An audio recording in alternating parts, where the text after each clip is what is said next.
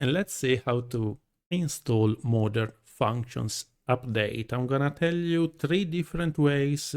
If you are on Windows, follow me. If you are on Linux or Mac, you have to wait for another video, so subscribe. Now, you have to download the file. You have 1 link, 2 and 3. Pick the one that you prefer. You are going to receive one single file, most probably a .zip or .rar or .7zip or whatever. You have to decompress it and you will see 2 different files.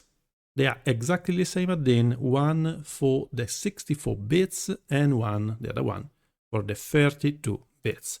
The best thing, the fastest way, at least to try the add-in, then the proper installation, maybe you would like to go for a different way, is the following.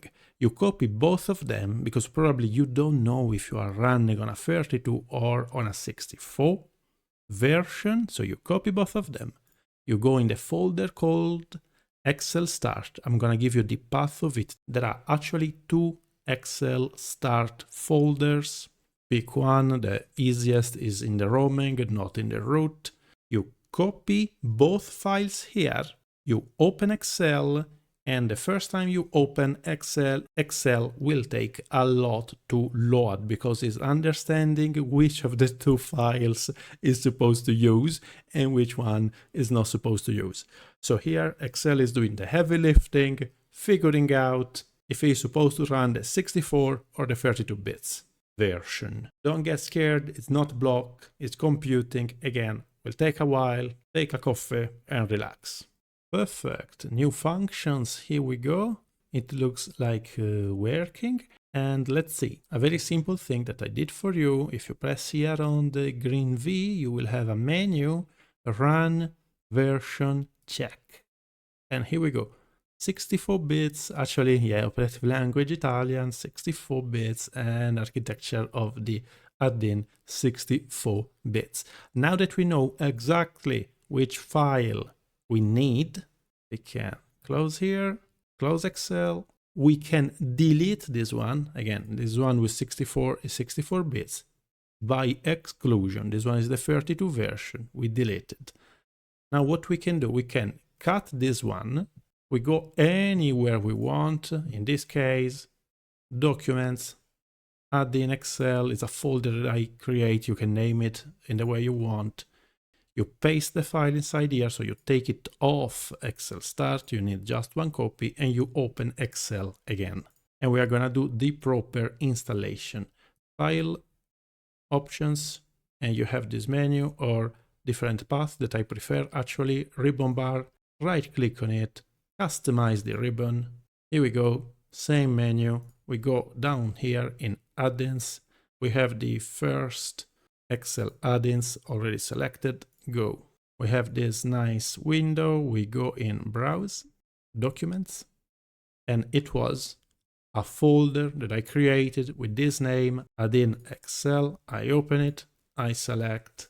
Now that I know perfectly which one I have to run, the version at 64 bits. Okay, I wait a while.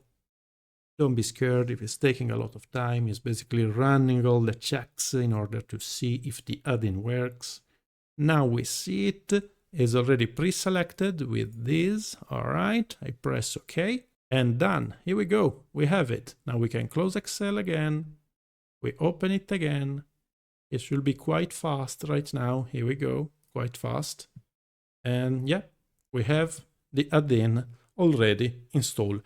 You can deactivate it in the same way. So right click on the ribbon bar, customize the ribbon, add-ins, Excel add-ins, go. You take it off, you press OK, you disabled it. And now the add-in is disabled, but it's still ready to run. How? Same thing, customize the ribbon bar, add-ins, Excel add-ins, which is the choice by default. We press on go. Modern function update, we select it, we press OK. And here we go. Again, I'm going to give you the path for XLSTART. I'm going to give you even the second option. You are supposed to have at least 2 XLSTART folders. This other one, add-in in documents, was a total creation of myself. You can name it in the way you want. Third method, extremely easy, is exactly what you saw, but in the library. You have to find the library, the path to the library, and here is where you find exactly those add-ins that you saw before. The solver, for example, it's here. So instead of putting the add-in in the subfolder of documents, you put it in the library. If you don't know where your library is, because it might change, we go here back again, we select usually is the first add-in, and here we go. You find the path to your library. Program files might change according to the version of your Windows. So in this case, it should be program files, but if I go back, it becomes programmi in Italiano. Two different names for the same folder. Once you put it in the library, you select it as you saw before, going here, browse, and you select it simply from the library. Now, I don't like that. It's much better to go in documents and put it basically on the first folder in documents. Much easier to do that and faster and safer and easier when you are going to update this file. If you are on Mac, please subscribe. If you are on Linux, please subscribe. I'm gonna show you another way to install this add-in in your case. And if you are on Windows, subscribe. I'm gonna show you how to use all the new functions.